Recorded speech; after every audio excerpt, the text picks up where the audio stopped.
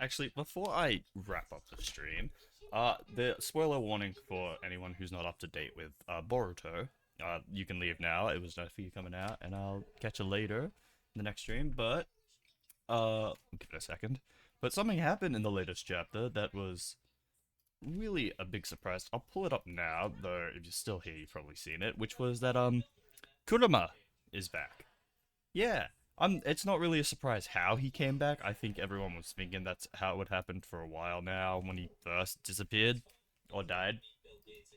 But what I want to talk about is why. So, because it doesn't make sense from a story point, here we go, as to why he's come back. What a weirdo, you cat. Because, like, why? Like, the way he is now, he seems to be, he's a lot smaller, and he probably doesn't have as much chakra as he did when he was in within Naruto. Right, because it takes a while for the chakra to reform, and it's basically restarting from almost scratch. And if you're confused as to how he came back, it's because like all the chakra inside Naruto dissipated, but Himawari, who possessed a tiny amount of Kurama's chakra, that's where Kurama reformed around and why she has Kurama within her now.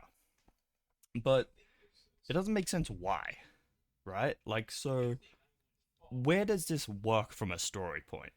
Like, how does this progress the story? You know, because with the limited chakra that Kurama probably has, I would say he probably has like maybe 5-10% if we're being generous of his original chakra, but he's a lot.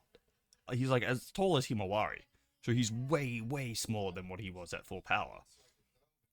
So how is he going to be of any help if Himawari uses his chakra to fight? Like she's not going to be able to stand alone against one of these ten-tail clone thingies that have come to take her. Like not she's not going to be able to deal with any of these guys, especially since they can nullify chakra and stuff like that. So why?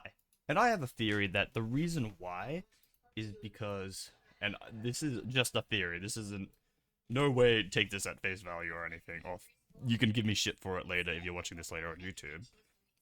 And what I think is, I think this is actually the Ying part of Kurama.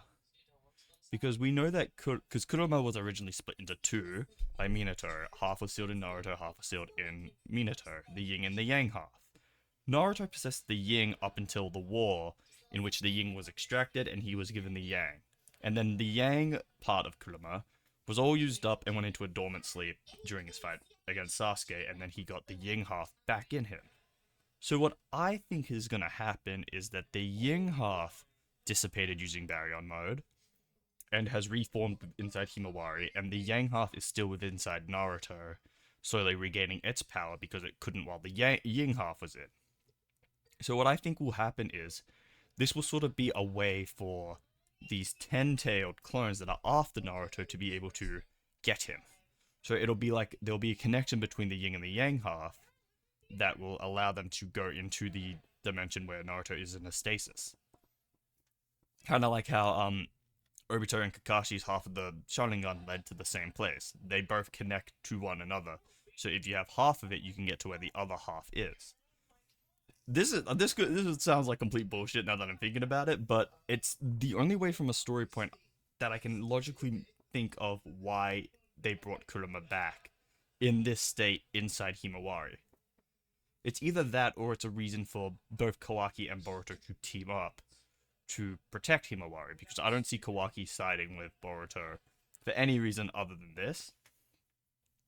So it doesn't make, but like I can't think of any other reason why, right? Like I'm so happy he's back. I'm very upset that he's not back within Naruto. And I don't think we are gonna get him back within Naruto because we don't know what's gonna happen with this. Because we don't know if like because it's reformed inside Himawari, who didn't have the Nine Tails originally, if extracting Kurama will kill her. Because this has never happened before. So I can't think of a reason to do this, and I can't think of like it doesn't make sense why, unless it's a reason for them to be able to get to Naruto, if that makes sense. Because I'm still on my Naruto bandwagon, and I think Naruto will still come back and do something important. Like, I don't see him coming back in the very last chapter, being released by Kawaki, finding out that Kurama's alive inside his daughter, and everything go back to hunky doriness. Like, that doesn't make sense to me. Like, he has to come back before that point, as somehow. And I think if you have this part of Kurama and the Yang part of Kurama being a bridge between the two and allowing them to get to that dimension, it makes sense. But I don't see any other way. Like, I can't think of any other reason why he is back other than to please me, but it doesn't make sense. Yeah, I like it's hard to explain why they would have brought him back, and I'm sure we'll get the answer. Sorry about that. I'm sure we'll get the answer in the next chapter.